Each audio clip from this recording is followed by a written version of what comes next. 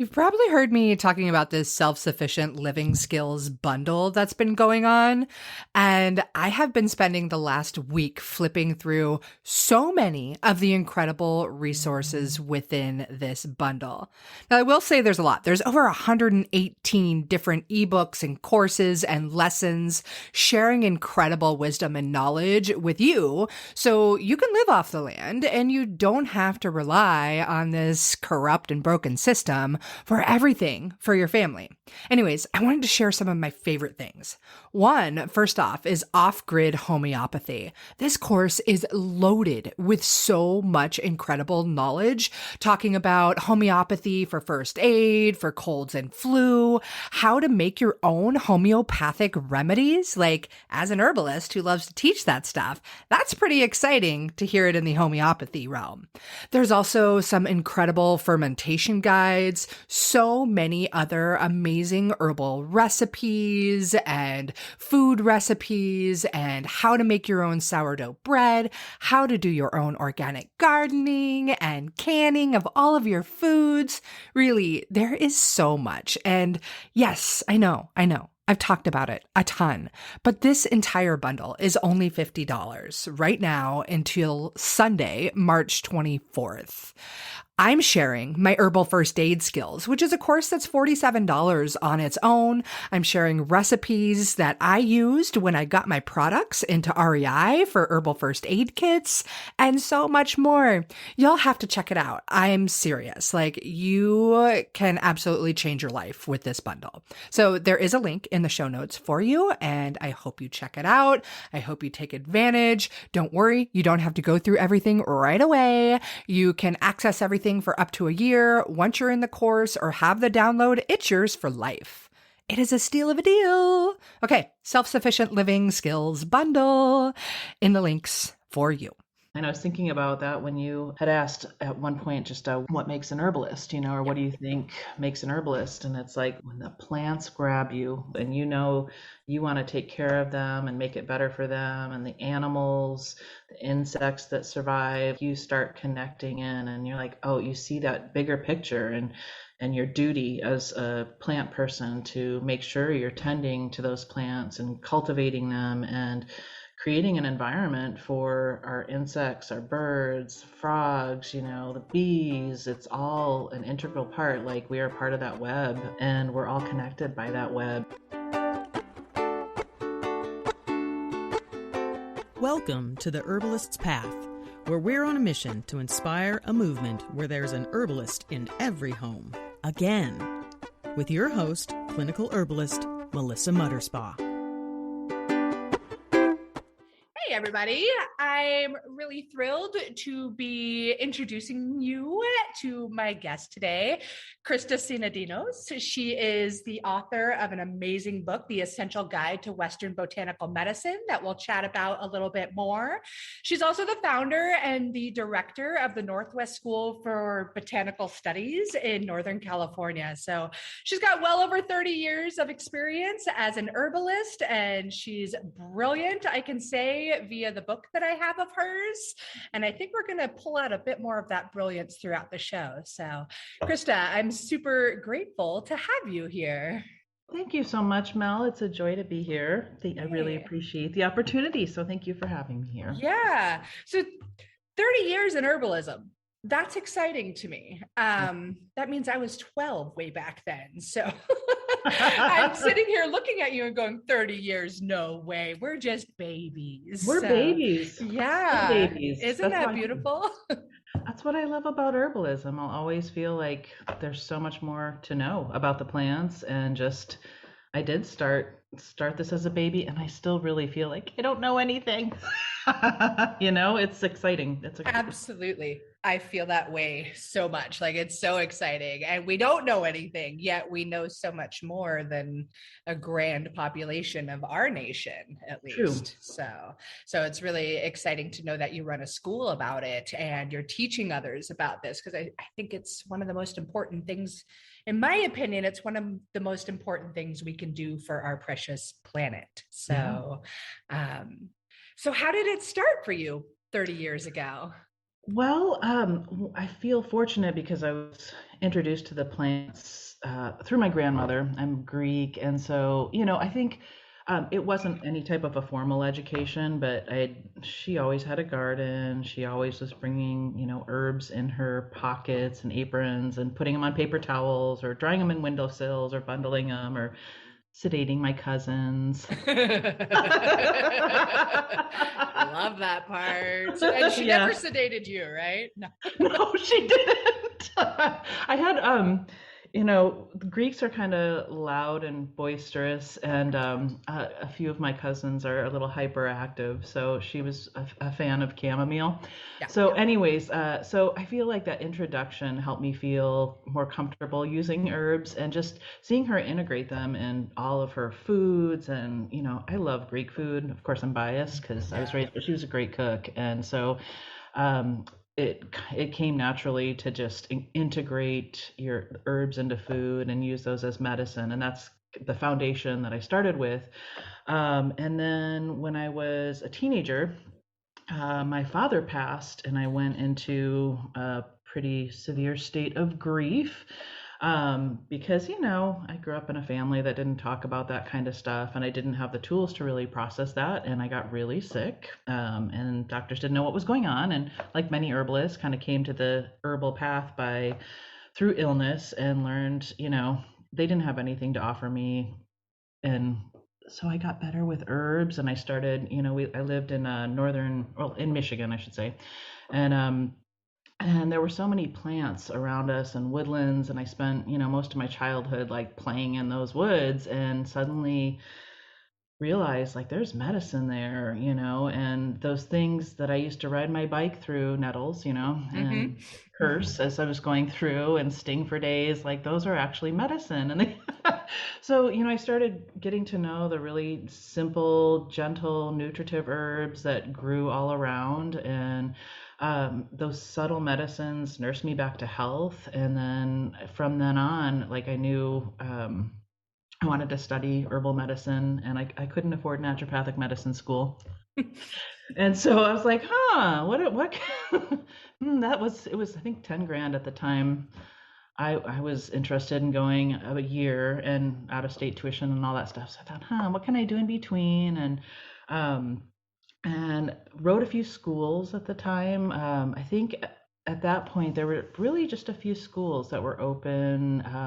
California School of Herbal Studies, who I'm still affiliated with now, and I'm a guest teacher there, and I love that school, and it's beautiful. I mean, it's gone through many generations of owners and teachers, and I think it's incredible that it's still around. And then there was, I think, Susan Weed's school, and maybe Deb Soul was teaching, and Michael Moore. I found out in a roundabout way, because I was a hippie then. Always a hippie. It's a little cleaner now. I'm just like a hard-working hippie now. Yeah, exactly. I was a hard-working hippie then, but Yeah. Anyways, I like a few more things now, so can't survive off tofu. Right. So anyways, so I was at a rainbow gathering. Damn hippies. Freaking hippies. So I gotta try not to swear, excuse me. I think we can do it. It's my show. We can. I'll try not to. Anyways, and I was keying out a passion flower, and I ran into Seven Song. He's like, "What are you looking at?" And we met and walked around, looked at herbs, and I started talking to him about different schools. I'm like, there's hardly anything available, and he told me about Michael Moore School, and he's like, I'm going there next year. You should check it out. And I did, and it was great. I really liked his style of teaching. I actually didn't know what his style of teaching was like until I got there, but I loved his books. And anyways, I ended up studying with him to start with, and I didn't really know how my herbal path would unfold. But it did, and the plants grabbed me and pulled me in and haven't let go since, and I love them. I love this story. We were talking before the show on like how great it is to connect with other herbalists, and like just hearing your story come out kind of naturally is really beautiful. And that it starts with your grandmother, and then of course it ends with Michael Moore. And like all my favorite herbalists that I learned from have all studied with Michael Moore. He was gone before I really started getting into studying, but I still have, his teachings live on so far. Yeah. And I've also gotten to study with Seven Song, and yeah, absolutely great. It's so fun to hear how people got into it. Yeah. And you're so lucky that it started with your family and your grandmother. I didn't have that. I am the black sheep of my family. My family to this day will be like, "Oh my gosh, your product worked." And I'm like, I know.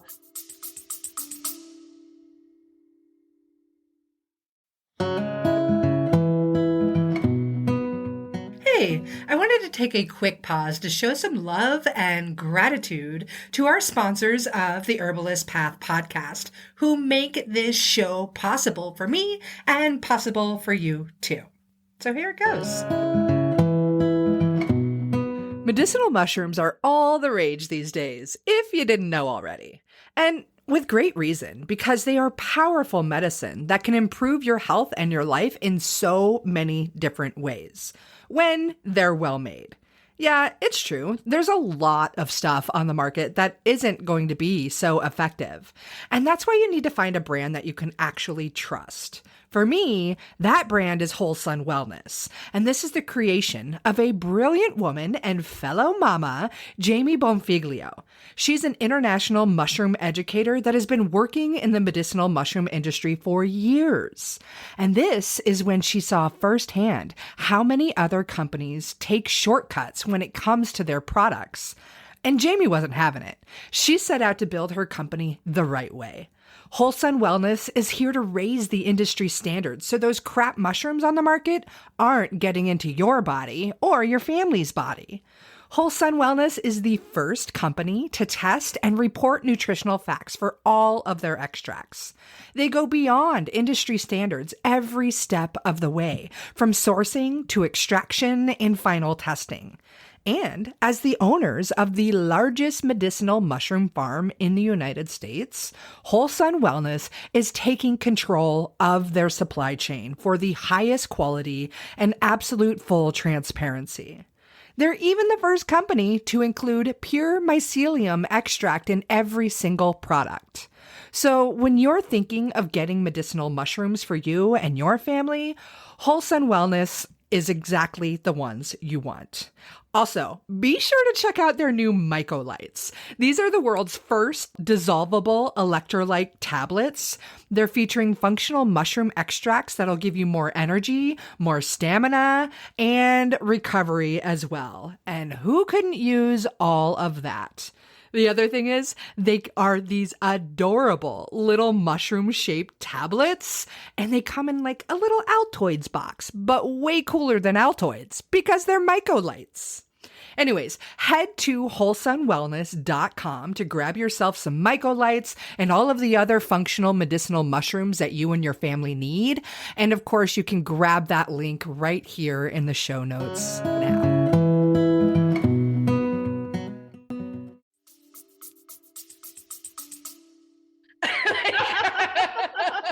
You don't have to believe in it. I've been doing this for a really long time. Yeah, it's really funny. I mean, they're more and more believers every day, you know, but they still are like, yeah, whatever, Mal, you no, I know. Hippie. I mean, I hear you. I was definitely the black sheep of my family, and in Michigan at the time, they're like, "What is she talking about?" You know, yeah. She wants to go study herbs or naturopathic medicine. What? Yeah. What the heck is that? Acupuncture? So I did kind of have to leave the state to really get an education because I didn't know of any herbalists at the time. I knew one homeopath, there was a midwife, and that's about it, you know. And my grandmother wasn't, you know, classified as an herbalist. She just used them in everyday life like most traditional people do, you know. Mm-hmm. Yeah. So yeah, it's. Where were you in Michigan? East Lansing. I was born and raised there. and we had a small cottage up in Cadillac area. And anyways, I grew up there, spent the first couple decades of my life there. Nice. Yeah. I spent a few summers living with my father when my parents divorced, up on the shores of Lake Huron in between Alpena and Oscoda. Beautiful. Yeah, it was really, really beautiful. And I was coming there from a girl living in Nebraska, and I was like, wow, this water is amazing. It's I was amazing. really blown away by it. Yeah. Yeah. And then I love that you were interested in naturopathic school too, because I later lived in my later teenage years, lived in Atlanta, Georgia. I hated it, by the way. And I remember getting the catalogs from NCNM back then. And they were Yeah. big, thick paper catalogs. And I'm like, I want to do this, and I eventually ended up out west in Oregon. And while I still have never paid for the naturopathic schooling, I have definitely done a lot of studying in the walls Yeah. of that building. Yeah. So that feels really, really cool. And, we Yeah. need us herbalists that can't necessarily afford medical school. It's true. And, honestly, I think it makes us more accessible in some ways. Yeah. Because when you pay for medical school, you also have to charge, and there's insurance, there's so much more, so many more costs and legalities that I think being an herbalist makes it a little more accessible to a lot of people. I mean, you can't really, I don't know about where you live, but here you can't really see a naturopath for less than $500 to get Right. started with, plus usually 500 to a grand worth of blood work, plus follow-ups, plus the meds. And it's great. I'm grateful for some really excellent naturopaths locally. Nothing against it, but I just realized there's a lot of them don't accept insurance, and it gets Right. really expensive. I have a few friends who are naturopaths that practice under their acupuncture license, so they don't have to charge as much. Ooh, nice. And I think it makes it a lot more accessible. It's far more reasonable for most people to pay $100 to $200 for a consult than 500 to 1,000. Right. Absolutely. Yeah. I have quite a few naturopath friends as well. And I'm watching them develop some really interesting models to be able to make their skills and their knowledge more eligible to people. So it doesn't necessarily mean that natural medicine has to be only for the elite. Exactly. You And know? that's a great thing about herbalism is, Yeah. you can go in your backyard, pick some herbs as long as they're not sprayed, or, wander in the few wild places we have left, and Yeah. get some really accessible medicine for a fairly affordable or relatively free price. I mean, not completely free, but Yeah, I mean, I think that's one piece that I'm discovering as an herbalist. Like, I think we get into it and we're like, give it for free. The medicine is Yeah. free for the people. And well, yes, it is. But we also have to be able to support and sustain our lives. And we've paid for our education, and we've paid for our years of knowledge, whether that education comes from like hours in the field studying that way, or paying for another teacher or a mentor. So, but yeah, it doesn't have to be $1,000 or 500 for. Yeah, I mean, there's still value to it though, and it is important, that it's sustainable financially for us so we can do our work, and make ourselves accessible, and, either do sliding scales or, find a way.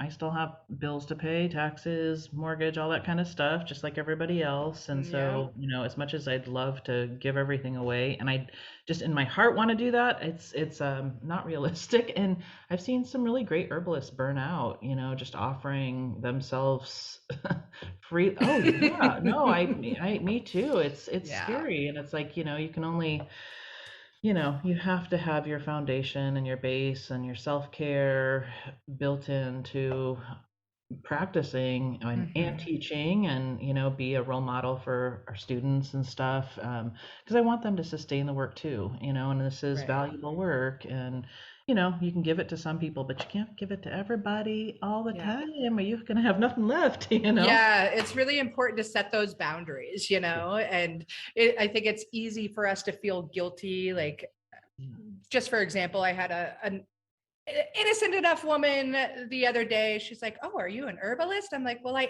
am." And we're on Facebook, and she's like, "Oh, well, can I message you?" And I'm like, "Sure." Gives me this long history of what's going on. We're like, "And what should I do? And can you make it for me?" And I'm like, one, no, I don't do a consult via Facebook Messenger. Back it up. Yes. And two, no, at this moment in time, I am not doing custom formulations, but I can refer you to somebody that might be better in that realm right there. And that, at one point in my herbal life, I would be like, "Oh yes, I'll drop everything to make this happen for you," because I'm so eager to help. Sure. And that's a quick way to not be able to help anyone. Exactly. So You figure that out pretty quick. You're like, yeah. I couldn't, I might not be sleeping, eating, taking care of my family, taking care of myself if I were to do everything for everybody all the time. So, at a certain point, you are serving everybody's highest needs by referring or, having good boundaries or, just taking care of yourself and your family, and from there you can have healthier relationships and healthier energy with your work and people you work with, and really help them because you're centered and taking care of yourself.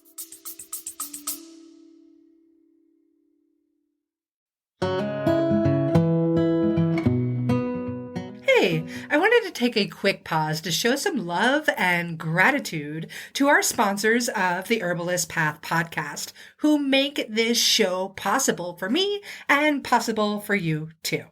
So here it goes. I love this time of year. It's spring, the sun is shining, and all of our beautiful plant friends are popping up. It's amazing. Unless, of course, you're one of the millions of people who suffer from seasonal allergies. You know, the itchy, watery eyes, the sneezing and wheezing that's straight miserable. Thankfully, there are some amazing herbs that can help you with all of that. Just like the herbs inside of Kick-Ass Allergy from Wish Garden Herbs, one of my absolute favorite herbal companies out there. Kick-Ass Allergy, yes, I said ask without the K at the end. Anyways, this formula has yerba santa, nettles, echinacea for that immune support, and orange peels, all which come together to help dry up those excessive mucosal secretions. Yep, I'm talking about the sniffles and the stuffy nose, the watery eyes, and all that jazz. This blend also acts as a great expectorant and can help ease the swelling and inflammation in those mucosal tissues. It is a top go-to for seasonal allergies. And get this, they combine all those beautiful herbs with glycerin, so it actually tastes pretty darn good. Or should I say, it tastes kick-ass, without the K at the end. Anyways, if allergy season is miserable for you and you want a natural remedy that actually works for those itchy eyes and being all sneezy and wheezy, you have got to check out Wish Garden Herbs Kick-Ass Allergy. And for those of you with the little kiddos, no sweat, they've got a Kick It allergy too. And you pregnant mamas? You don't have to suffer either. They've got a kick-ass allergy formula just for you. So head over to wishgardenherbs.com or check out the link in the show notes and go grab yourself some kick-ass allergy so you can enjoy spring again.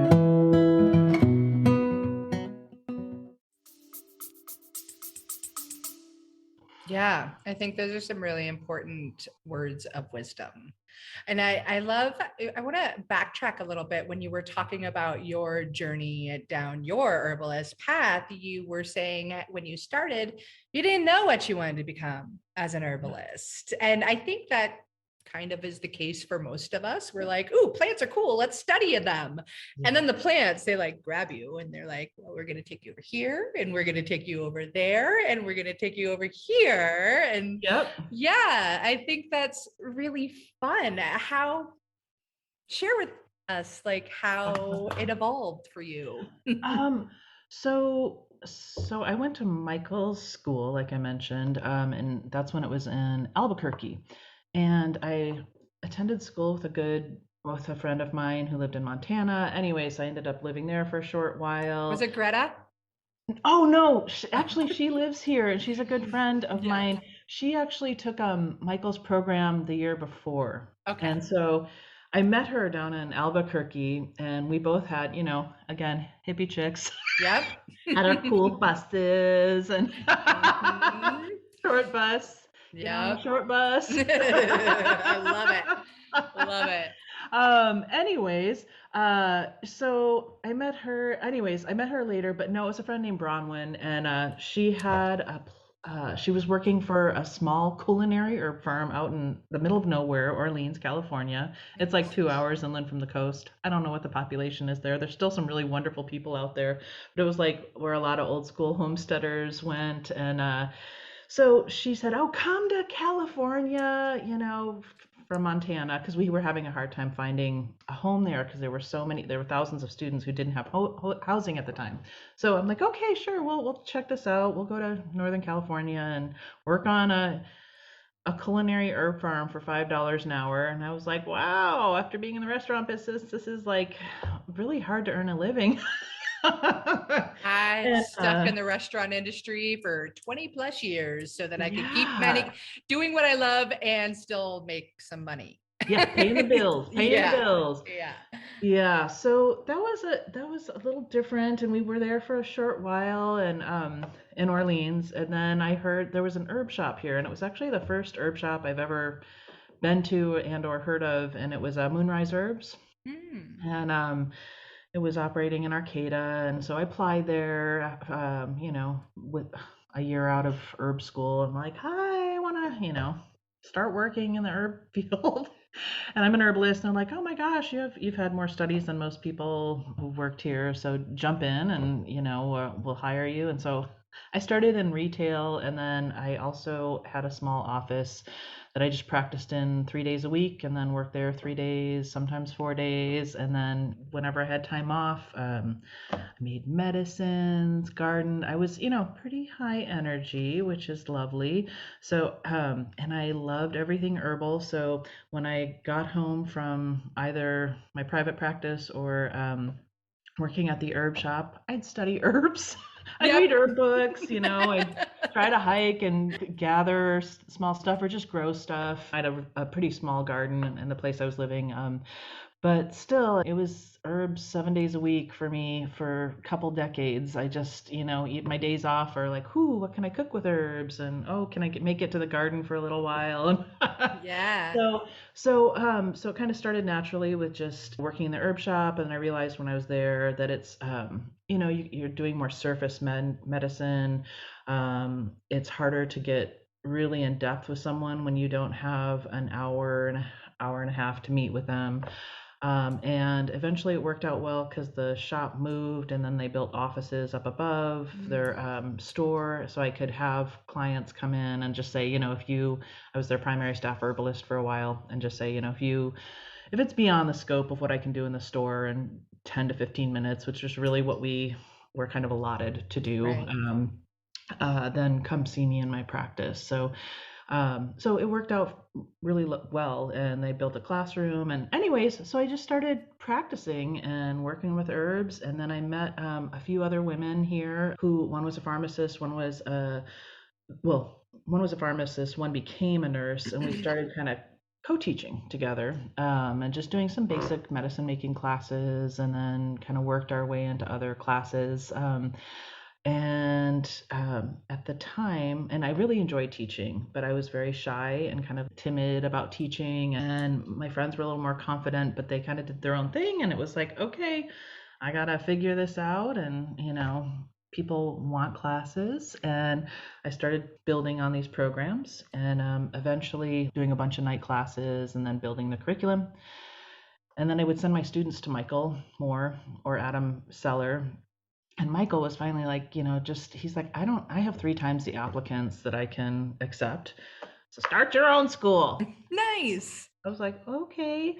So I didn't go into it with big plans of like having a practice and starting a school, but it just kind of evolved. And, I was hustling, trying to work 3 jobs to make money like many herbalists do, and, teach some, practice some, work in an herb shop. And, I feel blessed. I work my ass off and I still do, and I love it. Yeah. But, the herbs generate energy for me, and I'm eternally inspired by them. So it kind of evolved to teaching more. I practiced multiple days a week and then taught the other days. And I ran a tincture business for 20 some odd years. I think I'm a little cuckoo. Yeah, I love it. Hearing your story is just making me fall in love with you too. So Oh, thank it's you. it's really great because I find the more of these interviews I do, we all kind of have very different stories, yet very similar stories on how we interweave in so many different ways to become the herbalist that we are. And we all get this incredible fascination. And like, once you're hooked, Yeah. you're there. there's Yeah. there's no denying it. Those plants are loud and clear when they call you. They're like, hey, you got some good work to do. You need to help us and Yeah. help us help others. So Exactly. We're those vessels for our plants, and yeah, it's amazing. it's special. And I was thinking about that when you had asked at one point just what makes an herbalist, or what do you think makes an herbalist? And it's like when the plants grab you and you want to take care of them and make it better for them, and the animals, the insects that survive, you start connecting in, and you're like, oh, you see that bigger picture, and your duty as a plant person to make sure you're tending to those plants and cultivating them and creating an environment for our insects, our birds, frogs, the bees. It's all an integral part. Like, we are part of that web, and we're all connected by that web. And it's you can be an herbalist practicing at your home or with your family, which is what most herbalists used to do.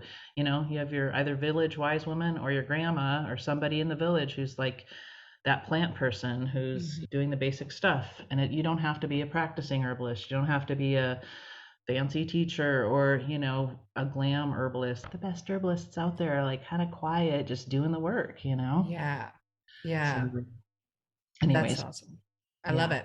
I love it. So I have seen some pictures of your amazing garden, and I want to hear more about your amazing garden. It looks so beautiful. And from my understanding, you have apprentices that get to help you in your garden and learn while they're helping you. I'd love to hear more about that and how maybe some of our listeners might be able to get their hands dirty in your garden and learn about plants.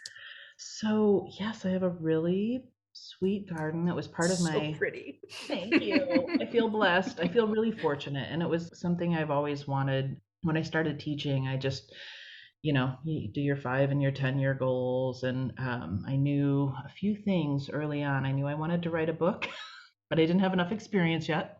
And I knew I wanted to have a garden for my classes because, as I mentioned, I studied with Michael Moore, and it was as herbs were resurging and on the edge of becoming more popular. Now it's really exploded. There's so many herb schools, there's tons of herb stores. So kind of coming into it, Michael was a wonderful medicine making teacher. Like, he really got you engaged in making medicines and having your own pharmacy and being able to, I don't know, it just was like medicine of the people. But I also saw like no regulations or no like setting boundary with students as to like, this, you don't even have a practice. Like, you really shouldn't be getting a quart of medicine or 2 quarts or gallons of medicines. And you see people's like, greed come out, and that's kind of disgusting. Like, it's just like, oh, what's this about? And I've watched people harvest a lot, and I watched, one class pick a whole field of flowers, and there were none left, and I didn't pick any, and I was like, this isn't right. Something's, this is before United Plant Savers, but I was tuning into the fact that people go and they harvest truckloads, or it just scared me, honestly. So I really wanted to start a garden to have students be able to harvest from the garden and to teach them how to cultivate stuff, grow their own medicines, even the basics. Herbs are like weeds, they grow pretty well. Give them a little water, a little compost, spend some time with them Yep. or not, they grow without you there. So, but they grow more healthy when you're there. Yeah. And it's a mutual beneficial relationship. So, Yeah. so I started developing my garden. I rented for many years and they'd you gotta move in a year. And I'd schlep U-Hauls of plants, 5 U-Hauls everywhere I went of plants and start new gardens because I feel like it's just important for many reasons to have a garden. And then we finally, my husband and I rented a place it's just 6/10 of an acre. And then we got the opportunity to buy it or boot. Nice. So I really wanted to stay here, and I was really excited because I finally had the chance to live out that dream. And I started with 9 little garden beds, built a small classroom, which is kind of what you see here, or a little bit of what you're seeing here. And then from there, kind of added on to the beds and started creating beds according to organ systems, so I could use that as a teaching tool. And I stopped doing field trips because I felt like just the wild places couldn't really sustain it. And even though in my contracts I say, please don't bring students back here or come back and harvest, find your own places, people did it anyways. And it's like, oh, okay, it's not sustainable in that way. So I wanted to create an environment where people could learn to cultivate plants. And there's so much other information to teach. It was actually hard to get in the garden very often. I know. Yes. I'm like, okay, at the end of the day, we're going to go look at the plants we've talked about. We would, but throughout summers I do an apprenticeship, which was, not, some of them were paid apprenticeship classes where but this last one was so fun because I'm like, okay, we have all been inside with our families going cuckoo for a couple, year and a half now. Oh yeah. Do you all want to meet up and we'll distance gardening, we're outside. And so this year was especially sweet because we were all so ready to be with each other. And it was a lot of former students and some newer students. Anyways, some herbalists who work in shops. And we got together and just would garden for 4 hours and talk. And it was just dreamy. It was so sweet. I'm like, I wish I could be an herbalist for free. And how can I do this in classes? So I'm finding a way to integrate that, just whether it's a week next summer in June before the fires start, or one day a week or every other week, because it's just so sweet to connect. And I have too many plants. I don't even harvest a lot of the stuff I've got because I don't know. You don't need it. I'm like, self-seed. Right? Give it away. Do your job. Yeah. You're here for pollinators. Right. So anyway, so that's kind of how I started. And I normally teach a 3-day-a-week program, for a clinical herbalist training program. And it's a 2-part, 2-semester program. And we go through all the organ systems and detailed materia medica and identification and, medicine making and all that stuff, so that they can get more familiar with practicing and feeling confident, bringing herbs to the people, and all of that. So that's mostly what I've done. So the garden part was just the extra added benefit. And how can I get more of this? Because people love having their hands in the dirt. Oh yeah, they so do.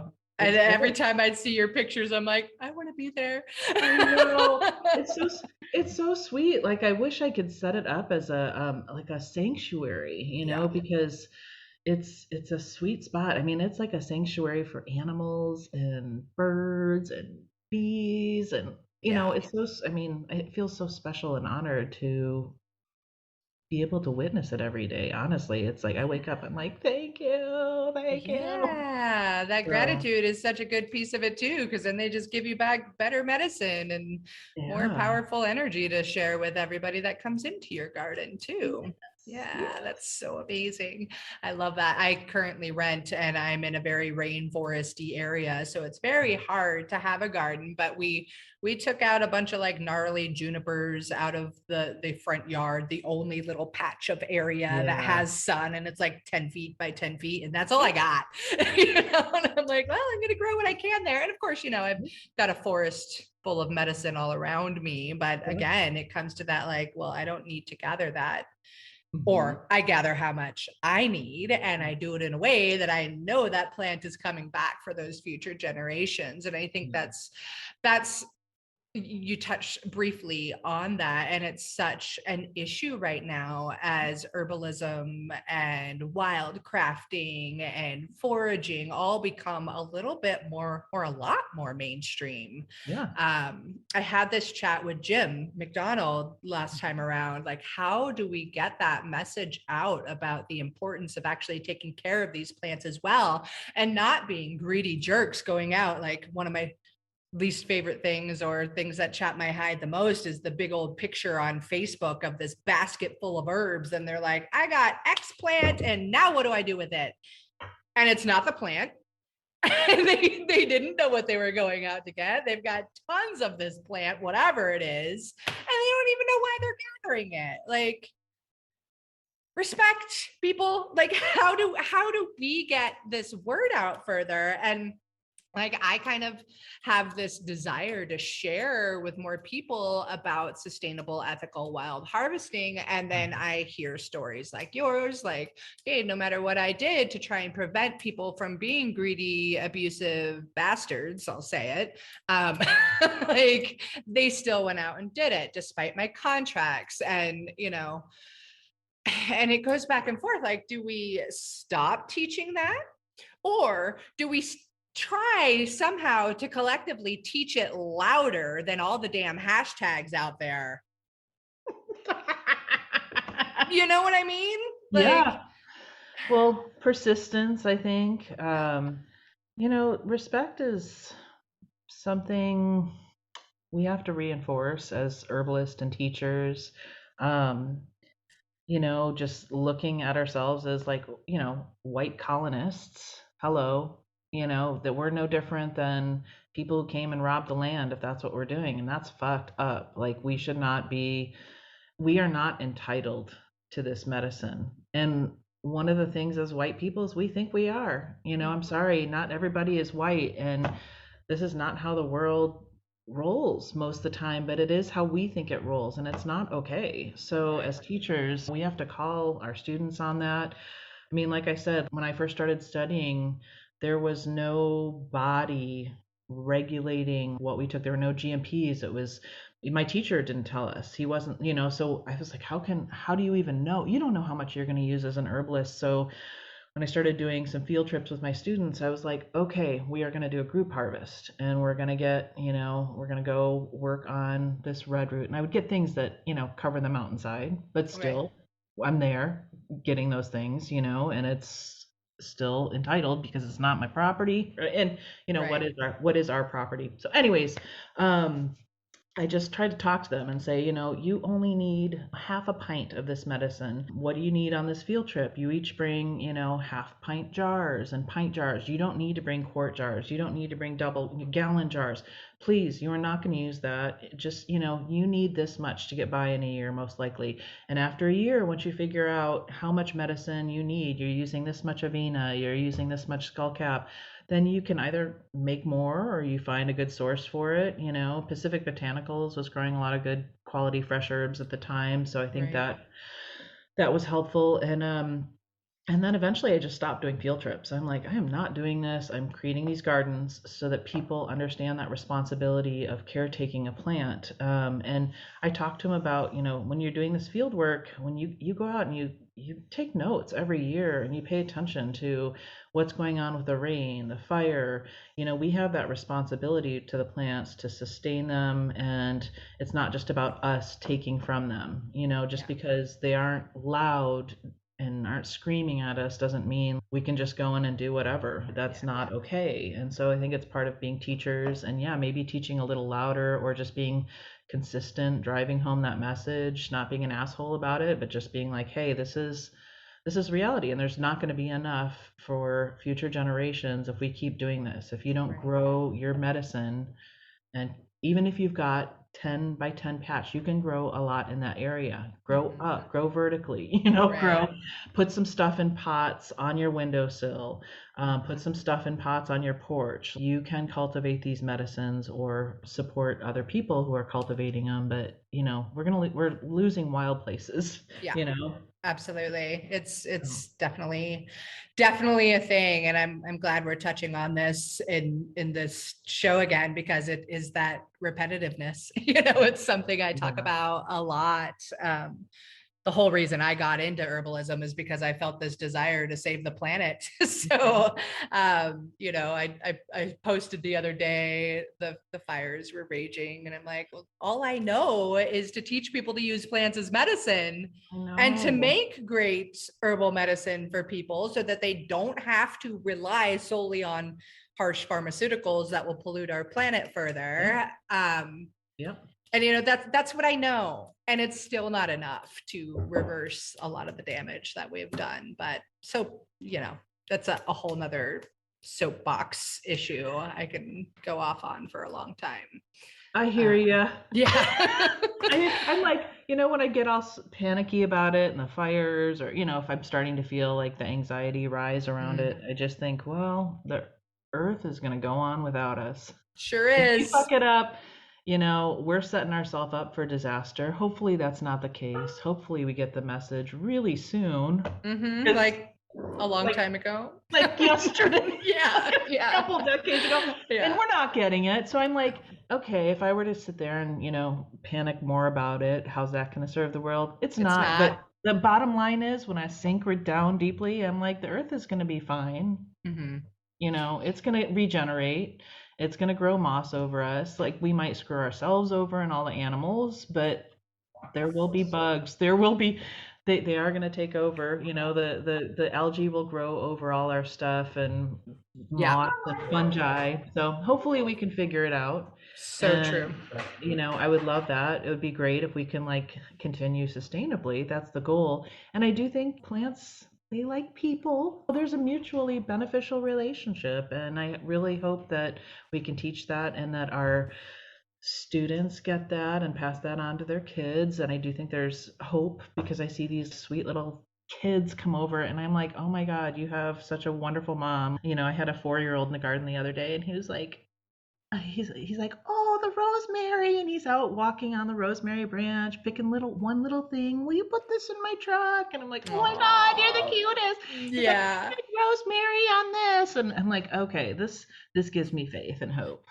This one, she just walked in as we were beginning this talk about our future generations, and she is also a very plant-loving little girl. Like, I remember her being 3 at the playground with some friends, and a friend got an ouchie, and she's like, walks over to some totally ran over plantain, but she knew what plant to grab and give to her friend. And it's macerated already. Yeah, right. I know. And then her shirt is perfect for the topic right now. It says, I see, make art, make change. Make art, make change. I love it. And you're going to be young people like you, wise young people like you, are going to carry the planet and make it a better place. So I'm grateful to have incredible young people around. I have my earphones in, so she can't hear what you said, but I'm going to share it with her later. Okay, good. But Anira, I am doing a podcast interview with Miss Christa right now, who wrote the book that you and Daddy got me for Mother's Day. So we're going to talk about that for a little bit more. Okay. Thank you, Love Bug. That's perfect.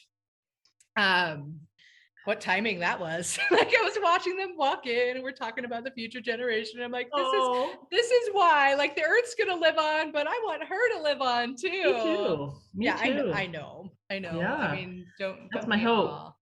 Sure. We want to leave this place beautiful for our grandbabies and their grandkids, and I'm praying we do that, because I know the earth can go on without us, but it will.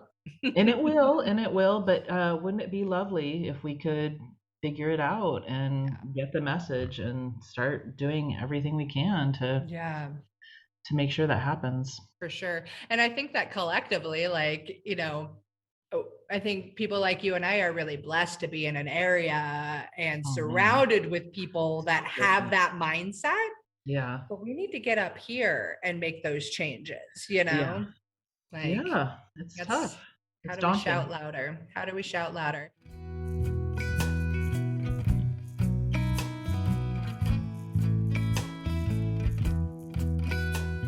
All right, everybody, it is time for a little commercial break from our sponsors. Oh, wait, that's me. I'm totally the sponsor of my own podcast. So if you want to get your hands on some great herbal products that you can feel really good about putting in and on your body, head on over to mountainmells.com. We've got great functional herbal teas and herbal first aid goods for those that love to get out and play. And when you use the code THP15, you can get 15% off your order. And now, back to the podcast.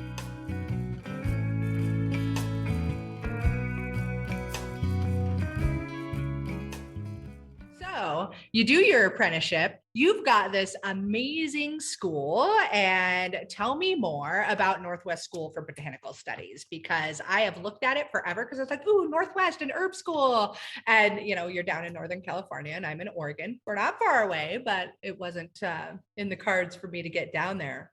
Yeah. But I bet other people can.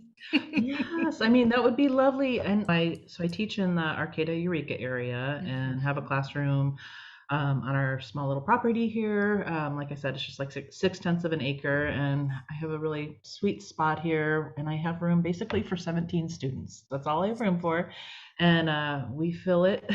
And I haven't been teaching this program since COVID, the 3-day-a-week program. I've just been doing shorter programs, which I'm shifting into because of the fact that we don't really know what's going on with COVID, and I don't know when we're really going to be able to open up. Most pandemics take 2 to 3 years, so it's making me rethink everything. And in the past, with my program, I basically offered a 2-part program. The first part, we went through the primary organ systems and how to address common health conditions for each system with your friends and family, and just basically helping our folks to be a community herbalist, to understand their bodies better, and when things are out of balance, what that looks like, if your GI functions not functioning properly. Or so we went through the primary organ systems, a lot of materia medica. I love like detailed materia medica,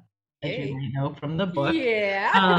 And I just I love getting to know like one plant at a time really well, and then from there kind of building formulas eventually, like if you know a few plants well, and then you can start playing with them and harmonizing formulas and compounding. But anyways, that first program is really about learning the plants well, learning to make your medicines, create your basic pharmacy, treat your friends and family, understand your organ systems and what they're doing and how they look out of balance, and then address the most common health concerns. And then the second program is more focused on creating a clinical practice, going through the endocrine system. So we spend weeks covering blood sugar disorders and thyroid, hypo and hyperthyroid, and looking at adrenal function, and just talking about different aspects of like the Chinese aspect of medicine, or long-term tonics, mushrooms, stuff like that to maintain your vitality. And then going into the clinical component of so every week they have assignments like, okay, how much is it going to cost? What are your life expenses, right? Like, what are your expenses? So they do budgets for that. And then what are your expenses for your pharmacy? How big of a pharmacy are you going to create? Because it's addictive. Like you start making medicines, it's like, oh, I've got this growing. And next thing you know, you've got all these medicines. You're like, okay, how many quarts of motherwort can I distribute? A lot, Right. but but thinking about what you're doing before you do it, and thinking about those costs, and then figuring out what it costs to run a practice, if that's what you want to do, so people can figure out. I mean, there's a part of it where you're experimenting and you're like, am I going to make medicines? Am I going to make products? Am I going to be a practitioner? Do I want to be a teacher?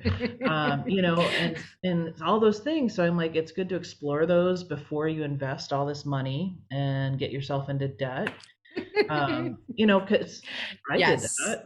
Yeah, absolutely. Me too. And I love that you're teaching these parts in your program. It's so important. I think that's one thing that lacks in a lot of herbal programs. I Like do people are too. like, cool, I want to go learn to be an herbalist. And they take all these courses, and that's great because we do need Yeah. herbalists in every home again. Yeah. But like, if you really want to learn to practice, you got to learn the business. And I learned that stuff the hard way, the Me really too. freaking hard way. I know.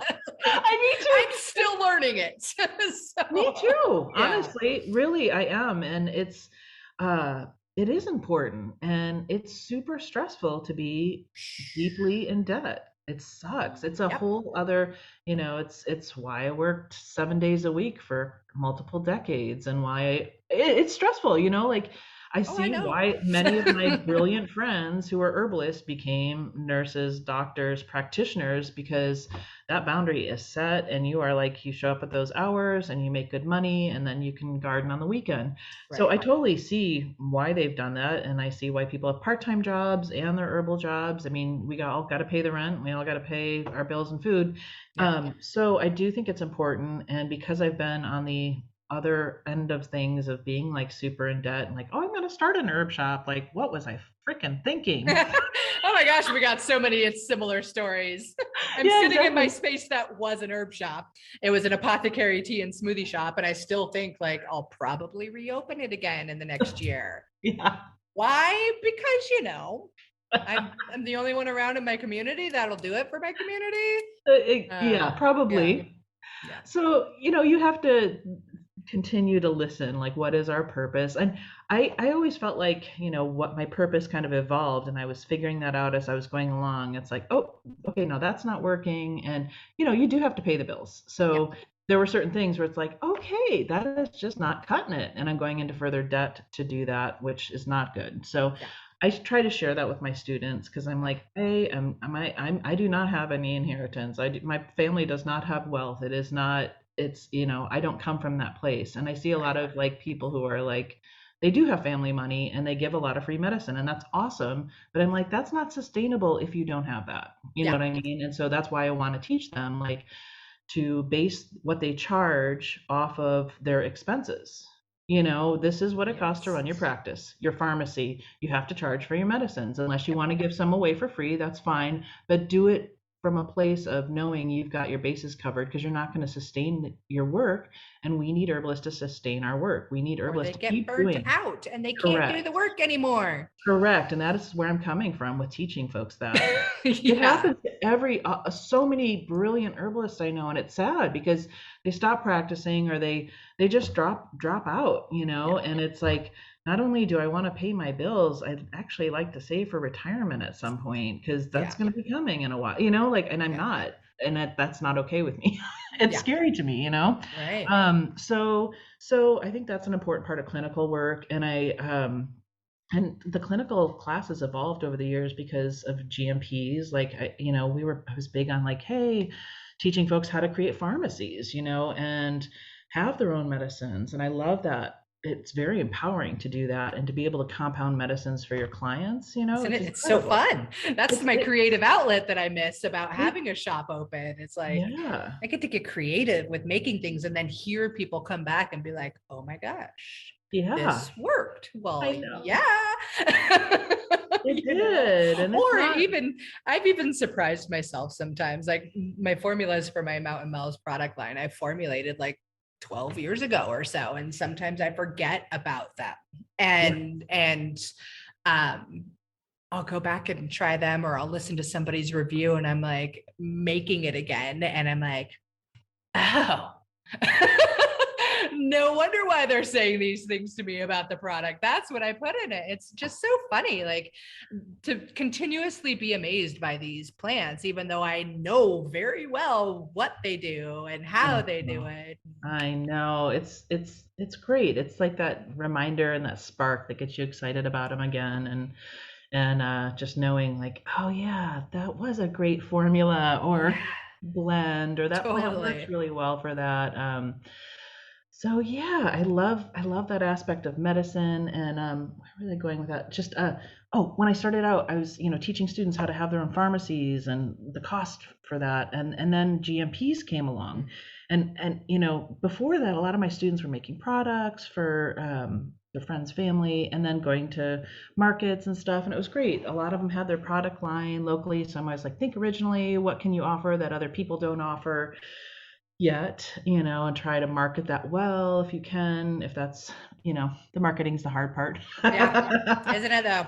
Yeah. So I'm still working on that part, but generally speaking, as that shifted, I realized, okay, now it's focusing more on the clinical work because of GMPs, making it a little more difficult to make it as a small business, Right. as you well know. Yep. It's a lot Very well versed in GMPs. Yeah, and I had run a tincture business for a little over 20 years, and it was up and down the coast, and it was great quality medicines. Right. People still ask for my formulas, and it's been closed for 7, 8 years, and it's Yeah. like, oh, your Humboldt Hackaway was incredible. I wish you'd still make that. I'm like, oh, thanks, sorry. Yeah. Not gonna happen. Yeah. Sorry. Done with that part of my life. Yeah. I'm tired of filling 1 ounce bottles. Mm. But it shifted into like training practitioners, where it's like, okay, we need people out there doing this. There are tons of herbalists in this community, but half of them are stoners and growing dope on the hills. Yep. Half. So, You're in Northern California. It's way more than half. I'm sorry. I don't know who you're trying to fool, but it ain't me.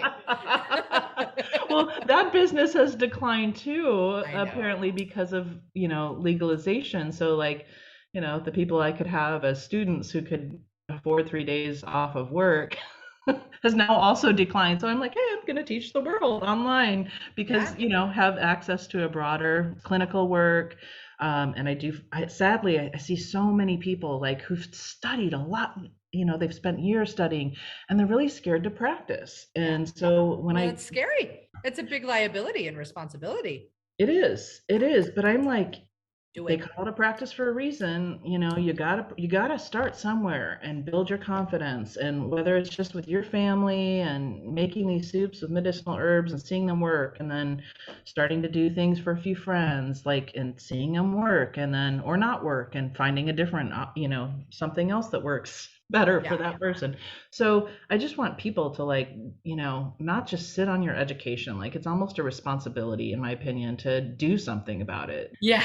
So that's a little bit about the school, and now it's just shifting, like I'm shifting into like, how can we spend more time outside with the plants, do a little more online classes. But I don't think being in school online for 6 hours is just challenging. Womp. Yeah, it is. So I'm like, what am I doing with the rest of my life?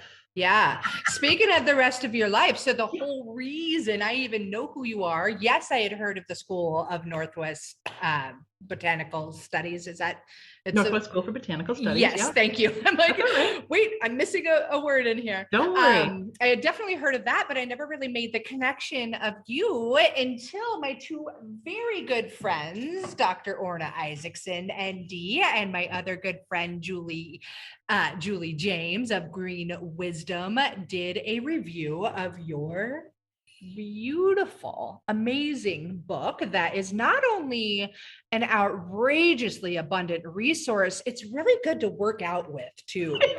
This book is loaded with so much information that I can only imagine is from your 30 years of herbal practice and studies. And there's medicine making in here. There's a huge materia medica that is so detailed, and I'm an herb book addict. And gosh, it's amazing. And I love this book so much. It makes me very, very happy. I watched Orna and Julie, who, again, I love them both very much. Orna was one of my first podcast interviews. Oh, sweet. And they did the review, and I'm like, oh my gosh, I have to have that book.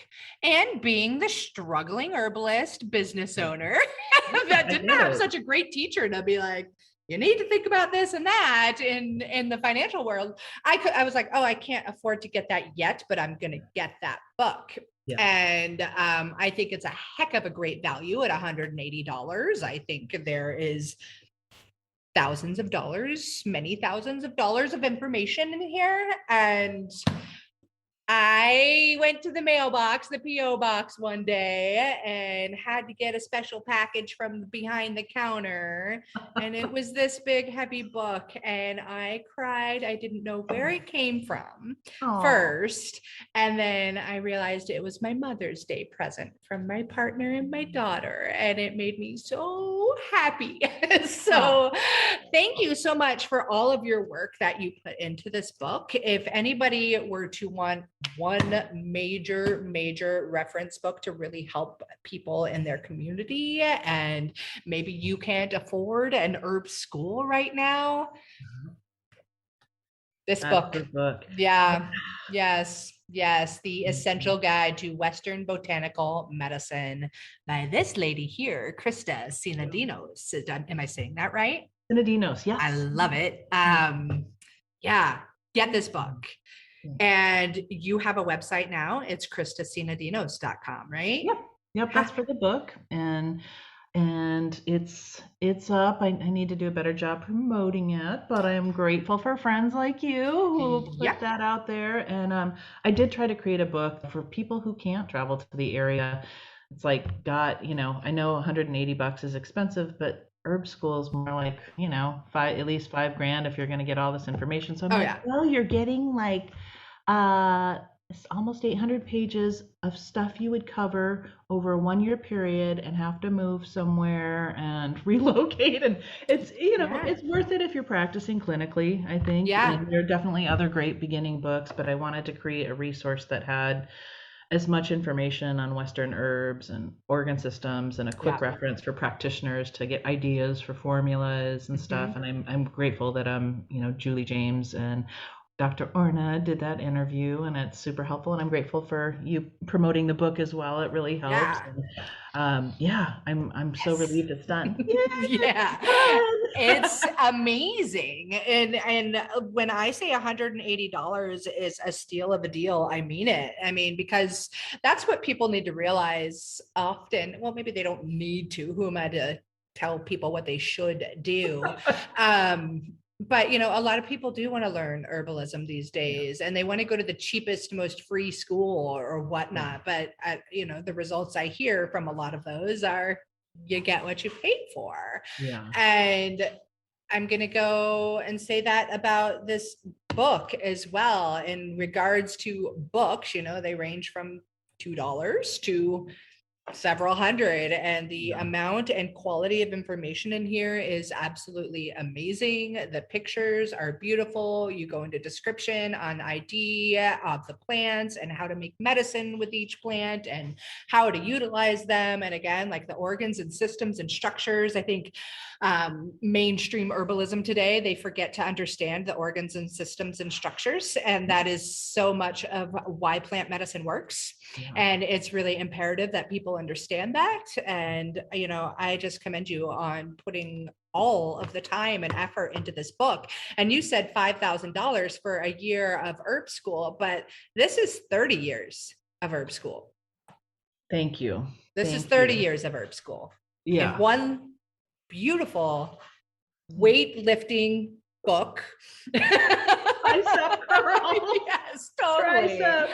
Totally. It's amazing. And so if anybody's listening out there and they're like, gosh, if I could just get one book and I really can't afford to go to school right now, or I'm busy being a mom, or I'm in my career, or I just really want to know how to use plants well and to do it safely and effectively, which you don't always get on Dr. Google. No, you don't. You will get it in that book. Thank you. Thank you. I'm so honored to have it and to have you on my show. Like, I'm like, I could talk to you for decades, can't I?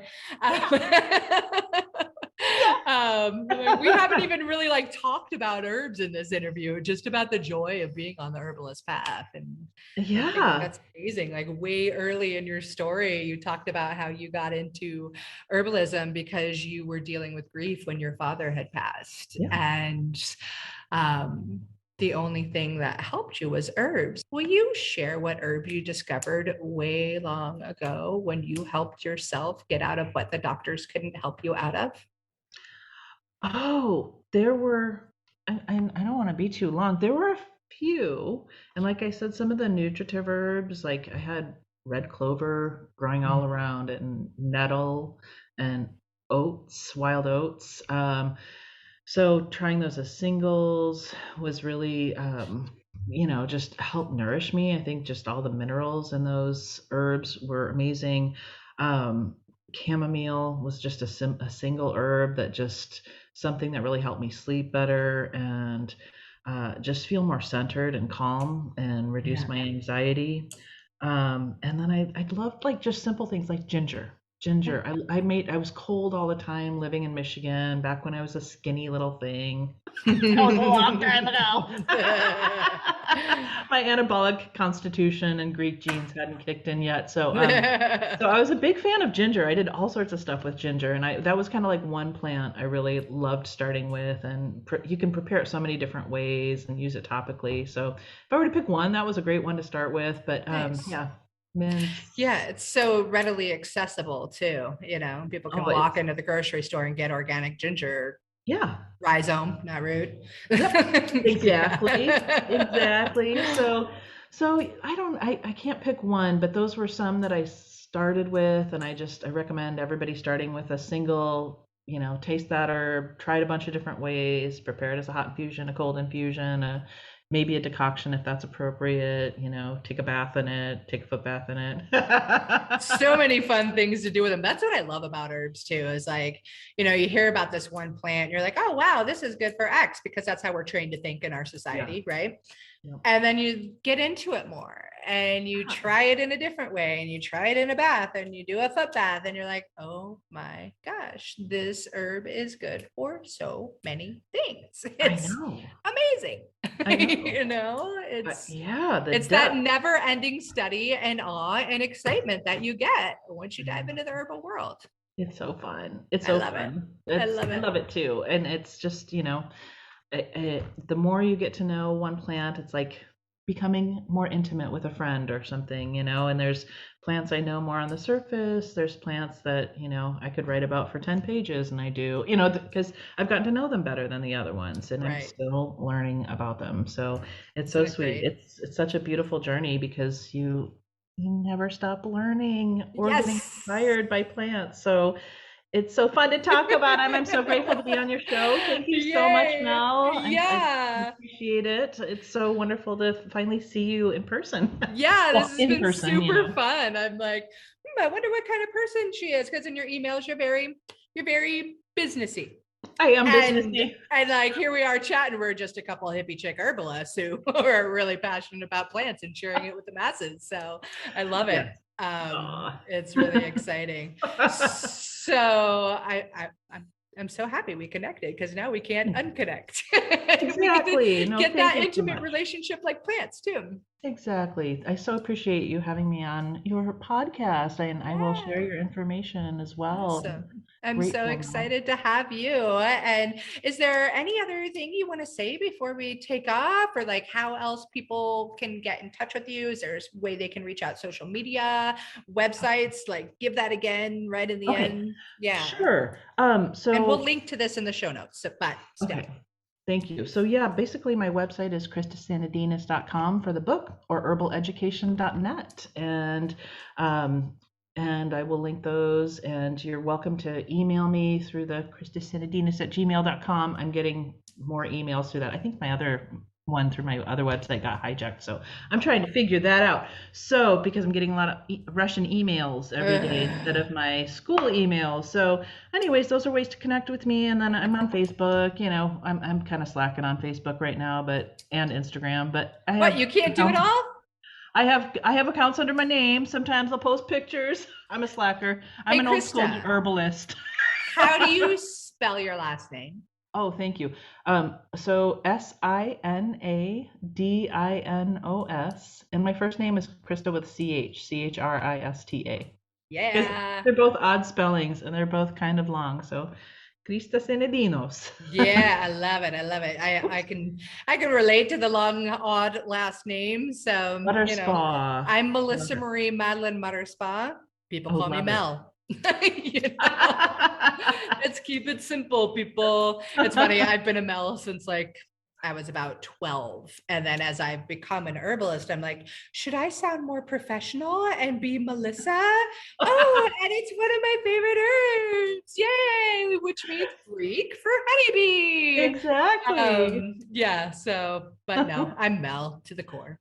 Hey, I'll always be Chris to my family, like my sister and stuff. They've always called me Chris, but everybody else calls me Krista, so that's what we're going with. Awesome. Well, this has been super fun. I can't wait to share it with the masses. I can't wait for them to buy your book, and I can't wait to talk to you again and to meet you in person one day and hug you. We're going to do in your that. garden. Big squeezes. Yeah, absolutely. I look forward to that too. So if you're passing through this area, come visit me. It would be great. My garden's a little scary right now, but who cares? It's fall. I'm scary sometimes too. Me too. It was such a treat to talk to you. Thank you so much, Mel. I appreciate your time and energy and getting to know you a little bit more too. Yeah. But next time we'll talk more. You can tell me more about you. Oh, I mean, no. People hear my voice on this podcast every single episode. Awesome. It was a delightful interview. Thank you so much. Thank you, Krista. Have a beautiful day. You too. Be well. Bye. Yeah. Bye.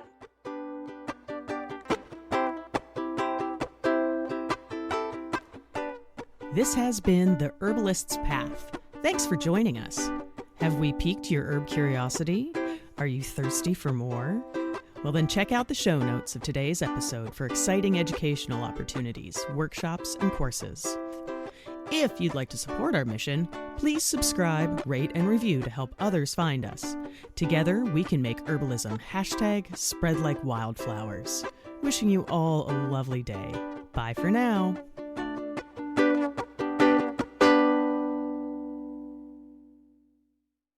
It has been so much fun and so, I don't know, joyous watching all of my medicinal plant friends popping up in my garden, from the Elecampane to the comfrey and the arnica. I love seeing these friends pop up. And if you are still trying to decide what to grow in your medicinal herb garden, you've got to grab my guide. It's all about the most essential herbs that every mom should know and should grow. So I teach you how to grow them and the many different ways that you can use them. If you want to grab the guide, go ahead. It's free, and I'm pretty sure you're going to get a lot of delight and use out of it. And there's a link to it in the show notes. I'm wishing you tons of happy medicine planting.